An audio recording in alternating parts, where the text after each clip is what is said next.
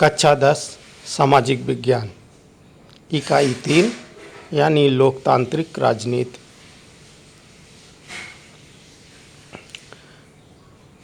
इकाई 3 लोकतांत्रिक राजनीति के अध्याय 3 और इसका जो प्रकरण है वो है लोकतंत्र और विविधता।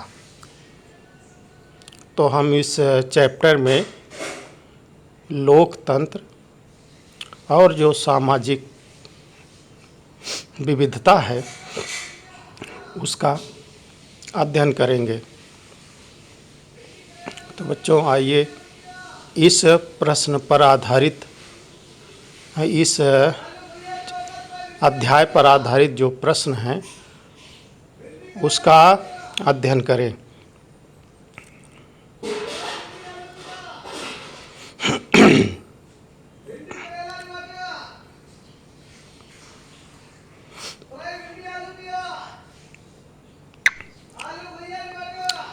तो आप देखिए, पहला प्रश्न देखा जाए, लोकतंत्र की दो विशेषताएं लिखिए।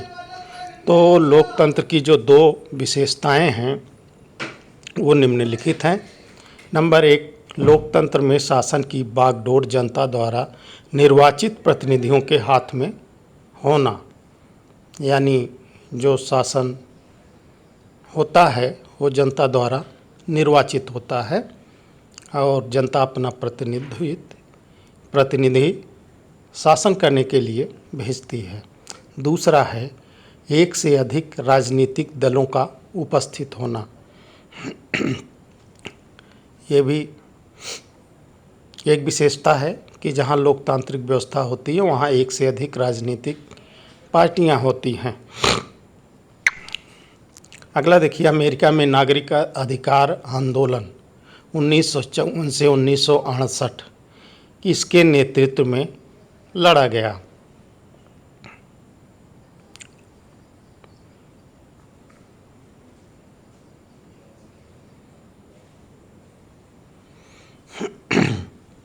तो वो उत्तर है मार्टिन लूथर किंग जूनियर के नेतृत्व में।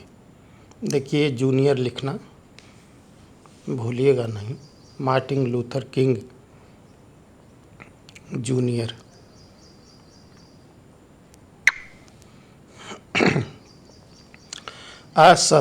अश्वेत आंदोलन कब से कब तक चला?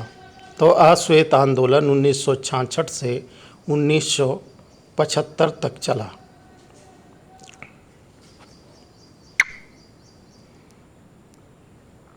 सामाजिक विभाजन अधिकांशतः किस पर आधारित होता है?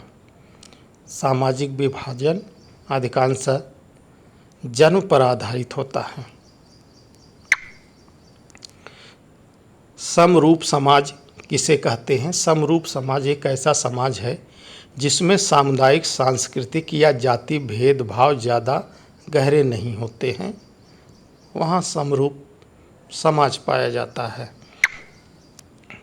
ग्रेट ब्रिटेन की ईसाई आबादी किन दो पंथों में विभाजित है? तो ग्रेट ब्रिटेन की जो ईसाई आबादी है वो प्रोटेस्टेंट और रोमन कैथोलिक पंथों में विभाजित है।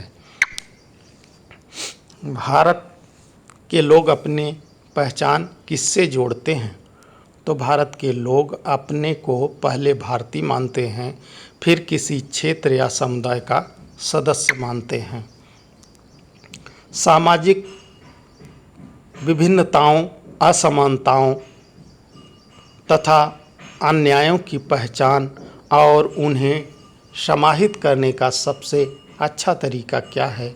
तो वो है लोकतांत्रिक शासन, यानी जहाँ सामाजिक भिन्नता हो, असमानता हो, अन्यायों की पहचान हो और उन्हें समाहित करने का सबसे अच्छा तरीका लोकतंत्र ही हो सकता है, जिसमें लोग खुद अपनी सरकारें चुनते हैं। एफ्रो अफ्रीकन अमेरिकन कौन है? तो एफ्रो अमेरिकन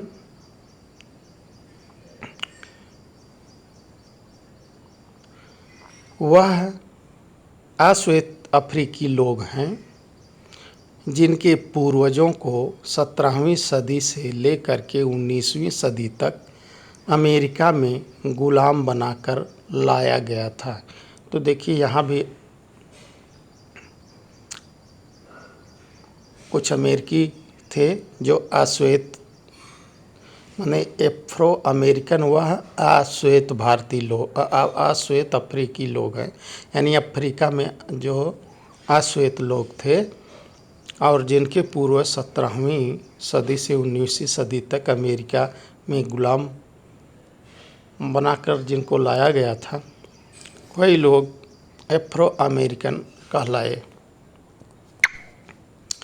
अमेरिका में नागरिक अधिकार आंदोलन में कौन सी मांग उठाई थी? इनमें नस्ल के आधार पर भेदभाव करने वाले कानूनों और व्यवहारों को समाप्त करने की मांग उठाई गई थी।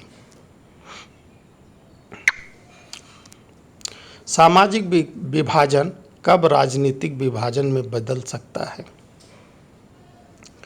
यदि राजनीतिक दल समाज में विद्यमान विभाजनों के हिसाब से राजनीतिक होड़ करने लगें तो इससे सामाजिक विभाजन राजनीतिक विभाजन में बदल सकता है। इसका मतलब है कि अगर किसी देश में जो विभाजन है, विद्यमान विभाजन कहने का मतलब जो उसमें भिन्नता है, जो विचारधाराएं हैं, अलग अलग विचारधाराएं हैं,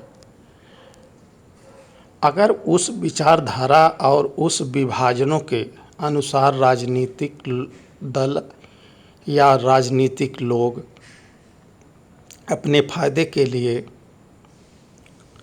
राजनीति करने लगे तो जो सामाजिक विभाजन है उसका दायरा बढ़ता जाता है और राजनीतिक विभाजन में बदल जाता है। आज विश्व के अधिकतर देश कैसे हो गए हैं? आज विश्व के अधिकतर देश बहुसांस्कृतिक हो गए हैं। तो आज विश्व के सभी देशों में लगभग विविधताएं हैं, जिसमें विभिन्न प्रकार के सांस्कृतिक लोग रहते हैं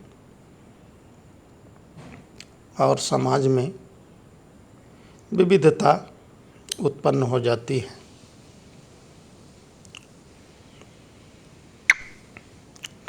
संयुक्त राज्य अमेरिका के दो सामाजिक विभाजनों के नाम बताइए। तो जो संयुक्त राज्य अमेरिका है, इसमें जो दो विभाजन हैं उसमें एक श्वेत अमेरिकी हैं और दूसरा अश्वेत अमेरिकी हैं।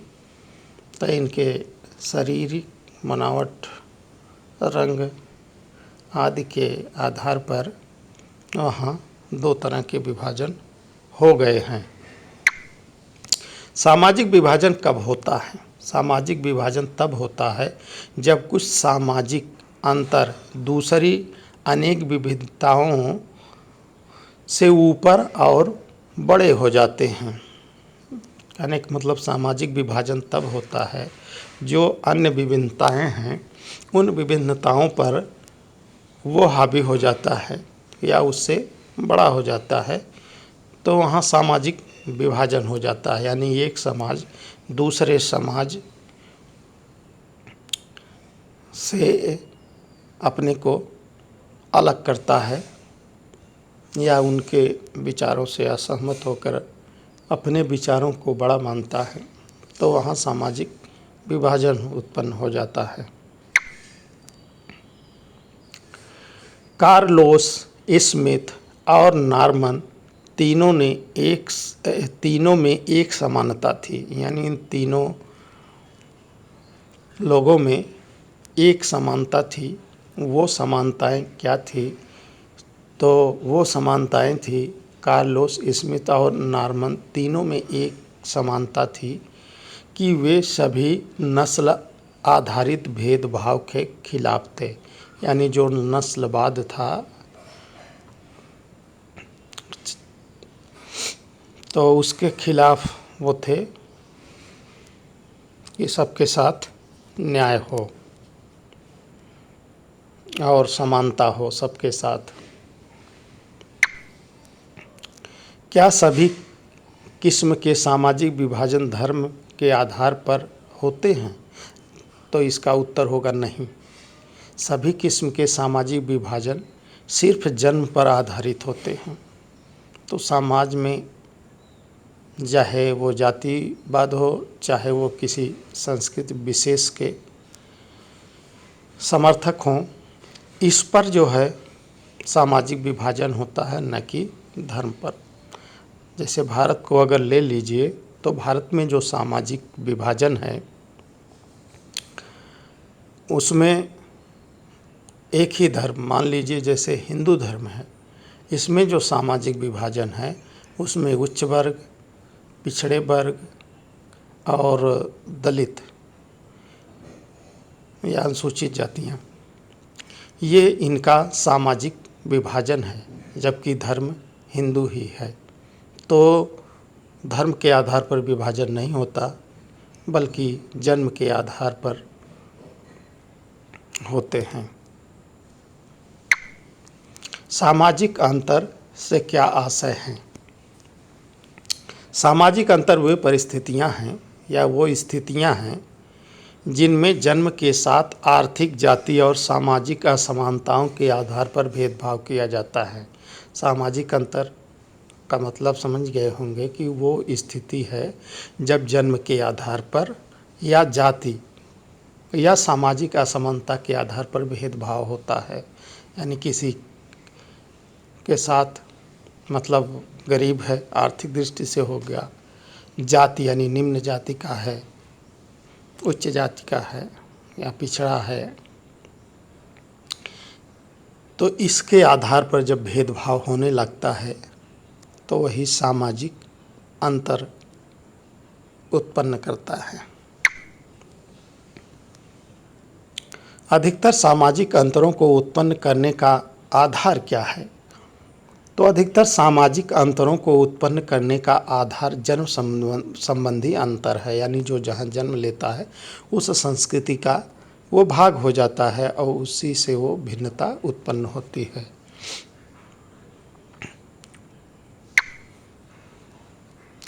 जब 2006 में नॉर्मन की मृत्यु हुई तो उनकी अर्थी को कंधा देने वाले 2 लोगों के नाम बताइए। तो उनके जो अर्थी को कंधा देने वाले थे वो स्मिथ और कार्लोस थे। अश्वेत शक्ति आंदोलन की दृष्टिकोण को बताइए। 1966 से 1975 तक चलाया गया अश्वेत शक्ति आंदोलन का मानना था कि अमेरिका में नस्लवाद मिटाने के लिए हिंसा का सहारा लेने में भी हर्ज नहीं है। यानी आंदोलक हिंसात्मक भी हो सकता है, क्योंकि ऐसे लोग अपनी समानता के लिए श्वेत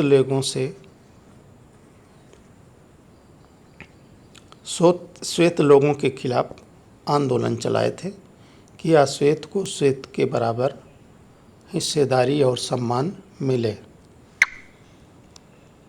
अमेरिका में नागरिक अधिकार आंदोलन किसके नेतृत्व में चलाया गया और इसका स्वरूप कैसा था? तो अमेरिका में नागरिक अधिकार आंदोलन मार्टिन लूथर किंग जूनियर के नेतृत्व में चलाया गया। इस आंदोलन का स्वरूप पूरी तरह अहिंसात्मक था। कहने का मतलब जो मार्टिन लूथर किंग जूनियर ने जो आंदोलन चलाया था वो पूर्णतः क्या था? अहिंसा पर आधारित था। उत्तरी आयरलैंड में प्रोटेस्टेंट की प्रतिनिधि पार्टियां क्या चाहती थी? तो उत्तर आयरलैंड यानी आयरलैंड जो ब्रिटेन के उत्तर में स्थित एक द्वीप है, उसमें जो है प्रोटेस्टेंट लोग और कैथोलिक, रोमन कैथोलिक लोग भी हैं। तो ये प्रोटेस्टेंट के जो प्रतिनिधि पार्टियां थी, यानी इसके समर्थक जो पार्टियां थीं, वो क्या चाहती थी?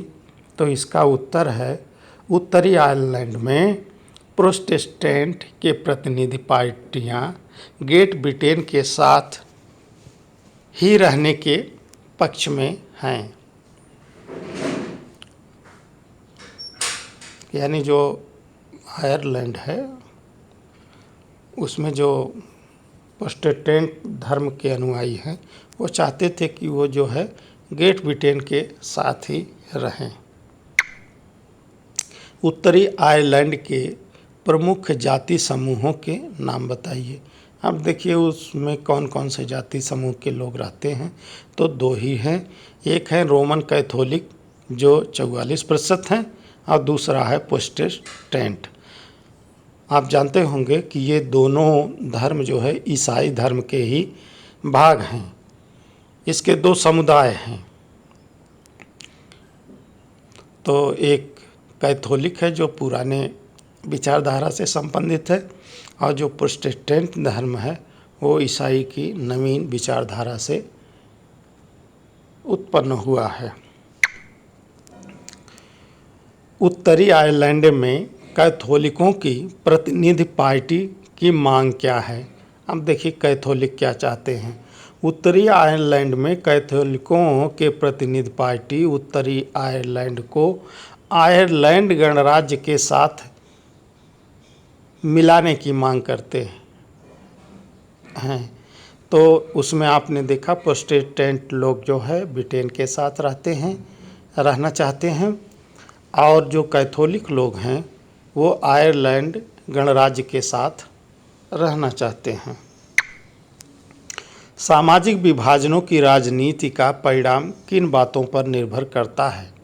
तो जो सामाजिक विभाजनों की राजनीति का परिणाम 3 बातों पर निर्भर करता है। नंबर 1, लोगों में अपनी पहचान के प्रति आग्रह की भावना, यानी लोग अपनी पहचान बनाना चाहते हैं। दूसरा है राजनीतिक दलों की मांगे, तो लोग अपने हिसाब से या अपने पहचान के हिसाब से राजनीतिक दल की आवश्यकता महसूस करते हैं और बनाते भी हैं। नंबर 3, सरकार का दृष्टिकोण,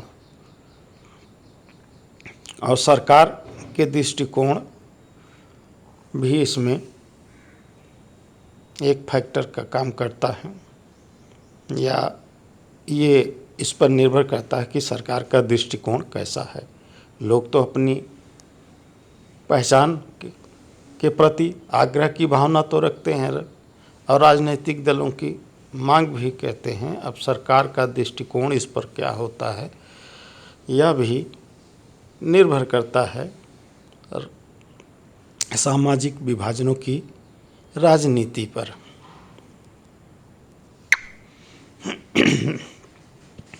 सरकार का कैसा दृष्टिकोण देश के लिए सामाजिक विभाजन का खतरा नहीं बनता?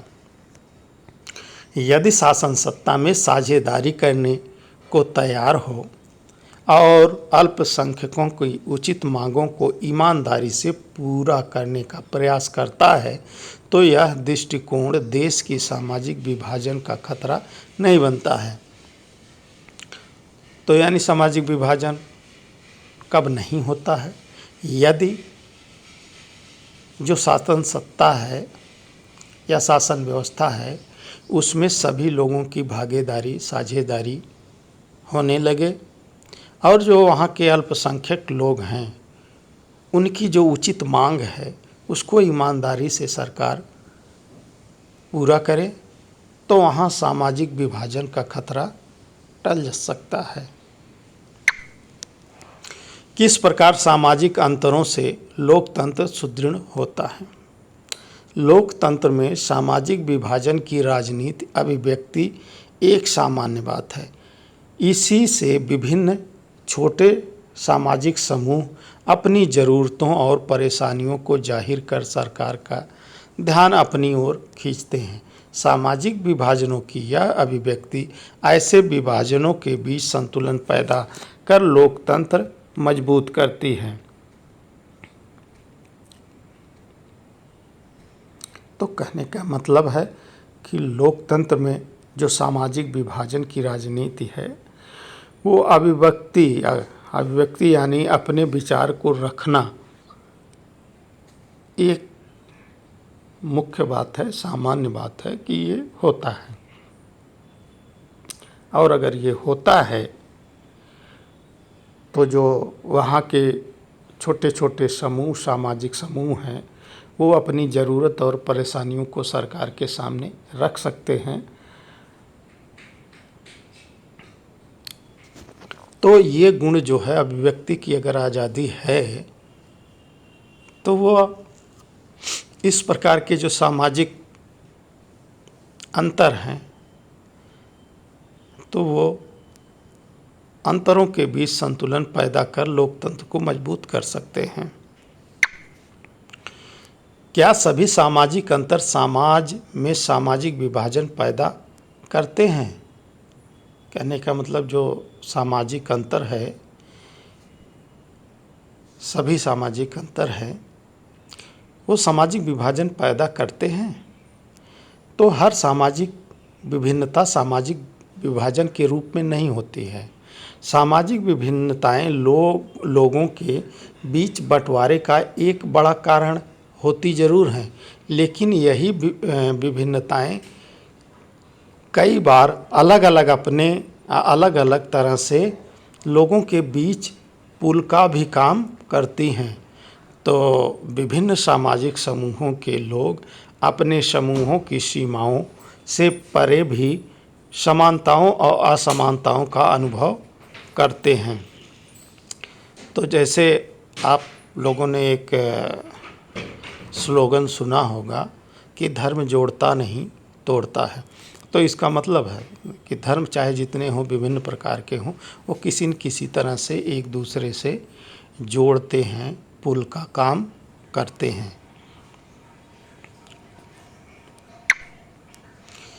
सामाजिक विभाजन अधिकांशतः जन्म पर आधारित होता है, इस कथन की व्याख्या कीजिए।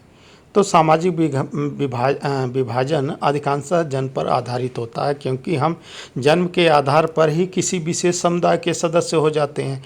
जन्म पर आधारित सामाजिक विभाजन का अनुभव हम अपने दैनिक जीवन में लगभग प्रतिदिन करते हैं। समझ गए होंगे कि आप जिस जाति, समुदाय या सांस्कृतिक विशेष में आप जन्म लेते हैं तो आप उसके सदस्य हो जाते हैं और आपकी वो पहचान बन जाती है। और उस सामाजिक विभाजन, जो उस सामाजिक विभाजन है और वो आपकी पहचान बन गई और उसी के तरह आपको प्रतिदिन चाहे वो अच्छाइयाँ हो या बुराइयाँ हो या आलोचनाएं हों या समस्याएं हों, उसका सामना आपको प्रतिदिन करना पड़ता है। क्या सामाजिक अंतर सभी देशों में अस्तित्व रखते हैं? हाँ, आज अधिकतर देशों में सामाजिक अंतर अस्तित्व रखते हैं। ऐसे मतलब आज लगभग सभी देशों में सामाजिक अंतर अस्तित्व रखते हैं, यानी मौजूद हैं। देश बड़ा हो या छोटा हो, इसमें खास फर्क नहीं पड़ता है। भारत और बेल्जियम इसके उदाहरण हैं। जर्मन और स्वीडन जैसे समरूप समाज में भी दुनिया के दूसरे हिस्से से पहुंचने वाले लोगों के कारण तेजी से बदलाव हो रहा है।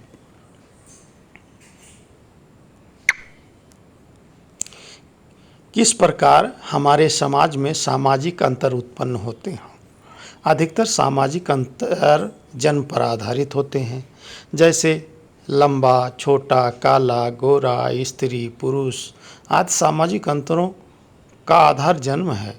कुछ सामाजिक अंतर हमारे चुनाव या पसंद के आधार पर भी तय होते हैं, जैसे धर्म, शिक्षा, व्यवसाय।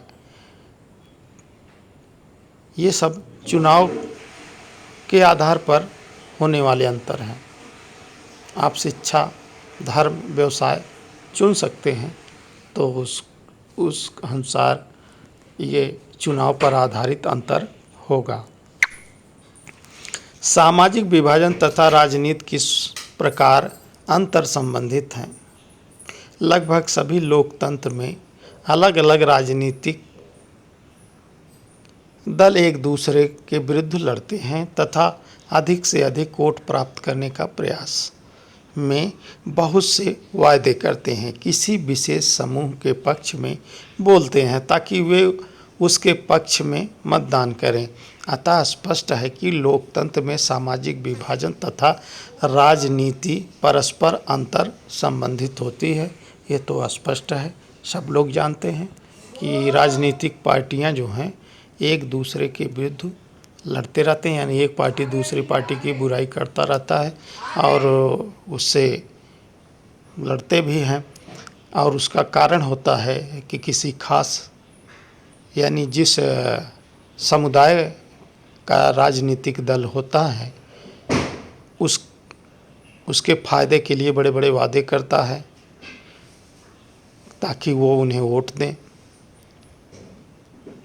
तो इस प्रकार जो सामाजिक विभाजन है वो राजनीति से अंतर संबंधित है, यानी उससे संबंध रखता है, अंतर संबंध रखता है, राजनीति को प्रभावित करता है। भारत में सामाजिक विभाजनों की राजनीति का परिणाम किन सरकारों पर निर्भर करता है? स्पष्ट कीजिए। तो सामाजिक विभाजनों की राजनीति का परिणाम तय करने वाले 3 कारक निम्नलिखित हैं, यानी भारत में सामाजिक विभाजनों की राजनीति का परिणाम किन कारकों पर निर्भर करता है? तो वो ये कारक 3 हैं। नंबर 1, लोगों में अपनी पहचान के प्रति आग्रह की भावना। कहने का मतलब यदि लोग स्वयं को सबसे विशिष्ट और अलग मानते हैं तो उसके लिए दूसरे के साथ तालमेल बैठाना बड़ा मुश्किल हो जाता है। उदाहरण के लिए, जब तक उत्तर आयरलैंड के लोग अपने को सिर्फ प्रोटेस्टेंट या कैथोलिक के तौर पर देखते रहेंगे तब तक उनका शांत हो पाना संभव नहीं है। तालमेल करना ज़रूरी होता है और जब आप अपनी पहचान बनाने की भावना रखेंगे तो अन्य लोगों से आपका तालमेल नहीं हो पाएगा। जैसे उदाहरण के लिए इसमें दिया है कि आयरलैंड में प्रोटेस्टेंट और कैथोलिक दोनों लोग अगर अपने जो विचारधारा है, जो पहचान है, वो बनाए रखना चाहेंगे तो एक दूसरे से तालमेल नहीं हो पाएगा। और अगर भारत की दृष्टि में देखो तो अगर यहाँ कोई ये कहता है कि हम हिंदू राष्ट्र बनाएंगे तो भारत में रहने वाले अन्य लोग, अन्य धर्म के लोग उससे सहमत नहीं हो पाएंगे। तो ये एक समस्या होगी, ये सामाजिक विभाजन होगा।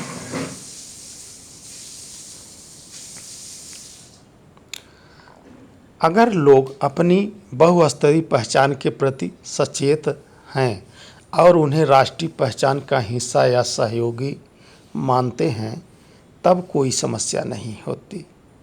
जैसे बेल्जियम और भारत के अधिकतर लोग खुद को क्रमशः बेल्जियाई या भारतीय मानते हैं। तो देखिए, इसमें अगर आप ये मानते हैं, जैसे मैं भारत के संदर्भ में समझाऊं क्योंकि बेल्जियम के बारे में आप ज़्यादा नहीं जानते होंगे, तो भारत के अगर मान लो सभी लोगों में ये, भारत के सभी लोगों में ये विचार मुख्य हो जाए कि हम भारतीय हैं, तो जो और छोटी छोटी जो विभिन्नताएं हैं वो हावी नहीं हो पाती हैं। लेकिन ज्यों ही हम भारतीय के अलावा जैसे ये मानने लगे कि हम हिंदू हैं, हम मुस्लिम हैं, हम दलित हैं, हम जो है बौद्ध हैं, तो यहाँ जो है फिर विविधता की समस्याएं उत्पन्न हो जाएंगी। तो कहने का मतलब है कि जब कोई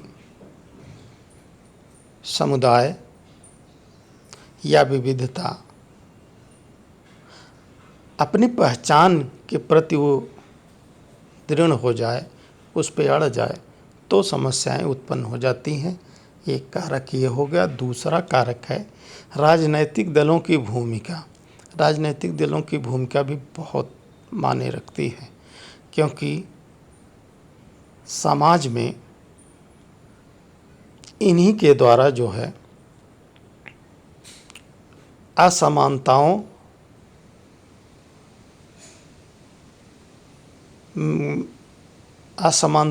जो समाज में या देश में असमानताएं हैं उसको और ज़्यादा हाईलाइट करते हैं, उसे उजागर करते हैं और उसको और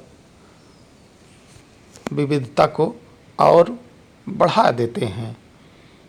इसमें जैसे लिखा है कि दूसरा प्रमुख कारण यह है कि राजनीतिक दल तथा नेता लोगों की मांगों को इस प्रकार से उठा रहे हैं, संविधान के दायरे में आने वाली और दूसरी समुदायों के हितों को नुकसान न पहुंचाने वाली मांगों को जहां मान लेना आसान होता है, वहीं संविधान के दायरे के बाहर की और दूसरे समुदाय के हितों को हानि पहुंचाने वाली मांगों को मान लेना असंभव है। तो इससे तो स्पष्ट नहीं हो रहा, लेकिन मैं स्पष्ट कर रहा हूँ। मतलब लिखा है, सही है, लेकिन आप समझ नहीं पाए होंगे, तो मैं इसे समझाना चाहूँगा कि राजनैतिक दलों की भूमिका।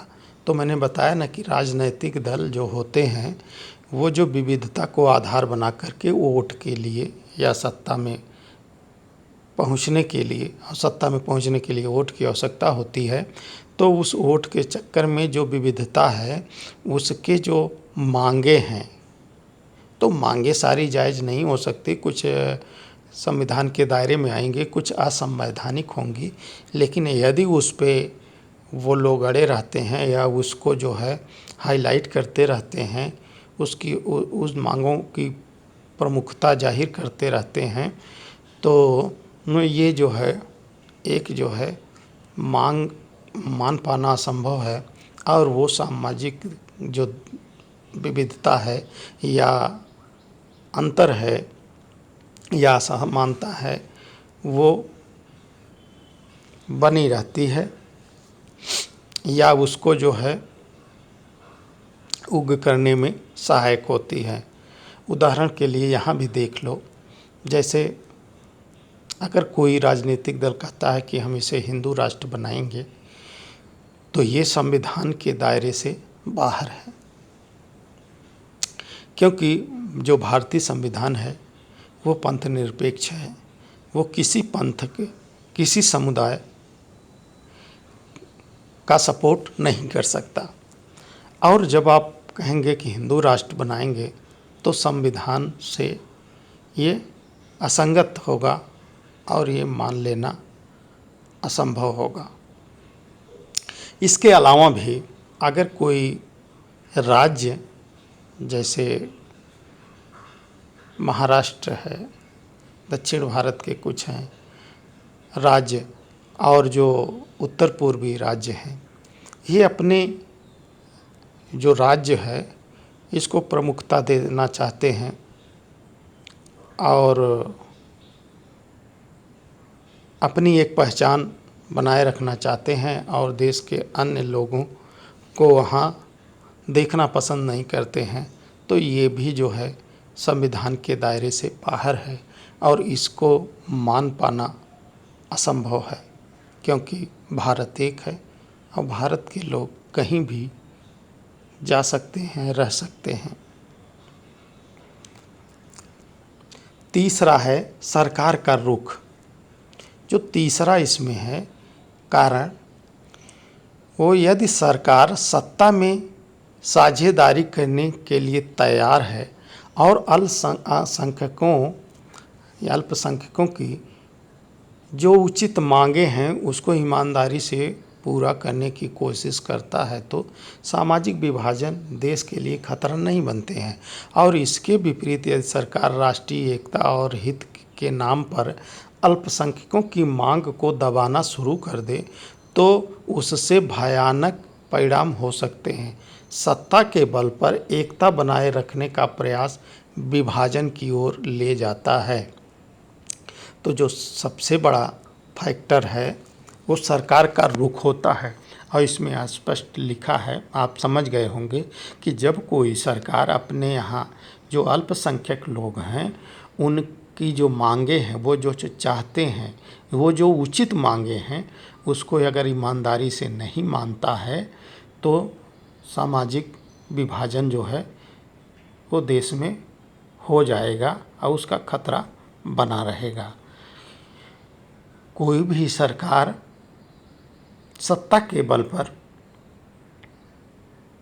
अगर एकता बनाए रखना चाहता है तो उसका वो भ्रम है, ये एकता नहीं बल्कि और आप विभाजन की ओर ढकेल रहे हैं।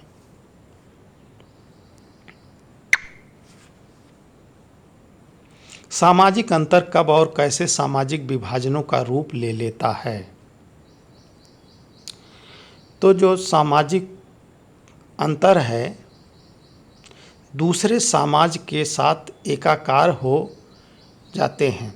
जब कुछ सामाजिक अंतर दूसरे सामाजिक अंतरों के साथ एकाकार हो जाते हैं तो यह एकाकार अंतर सामाजिक विभाजनों का रूप ले लेते हैं। उदाहरण के लिए अमेरिका में गोरे लोग और काले लोग में एक अंतर प्रजाति का है। यदि ये गोरे और काली नस्ल से संबंध रखते हैं, यह एक सामाजिक अंतर है। परंतु जब इनके साथ गरीबी और अमीरी का आर्थिक अंतर भी इस रूप से एकाकार हो जाता है कि काले लोग निर्धन और बेघर हैं और गोरे लोग समृद्धशाली हैं, तो ये सामाजिक विभाजन का रूप ले लेता है। इनमें दोनों समुदाय में एक भावना आती है कि वह अलग अलग हैं। कहने का मतलब देश में अमेरिका का उदाहरण दिया कि वहाँ काले और गोरे लोग रहते हैं, लेकिन वो एक दूसरे से संबंध रखते हैं। परंतु यदि उनके अमीरी, गरीबी और आर्थिक अंतर का भी एकाकार हो जाए तो दोनों समुदाय में भावना आती है कि वो एक दूसरे से अलग हैं। तो इसी तरह भारत में भी आप अगर देखना चाहें तो देखिए, भारत में विभिन्न जाति, समुदाय, धर्म के लोग रहते हैं, परंतु सब एक दूसरे से संबंध रखते हैं, बिल्कुल अलग थलग नहीं रहते हैं। परंतु जब इनके धर्म, जाति, समुदाय के नाम पर यदि इन्हें सरकार योजनाओं में सरकारी या सरकार में सत्ता में भागीदारी और इनके आर्थिक स्थिति, सुख सुविधा में भी जब अंतर होने लगेगा और होता भी है, तो लोग ये सोचने को मजबूर हो जाते हैं कि हम उस समुदाय से अलग हैं। जब एक समुदाय समृद्ध और दूसरा निर्धन होगा, एक समुदाय को सामाजिक सम्मान मिलेगा और दूसरे को सम्मान नहीं मिलेगा, तो ये जो है विभाजन जो है बढ़ जाता है और लोग उस अपने को अलग महसूस करने लगते हैं। सामाजिक विभाजन किस तरह से राजनीति को प्रभावित करते हैं, दो उदाहरण दीजिए।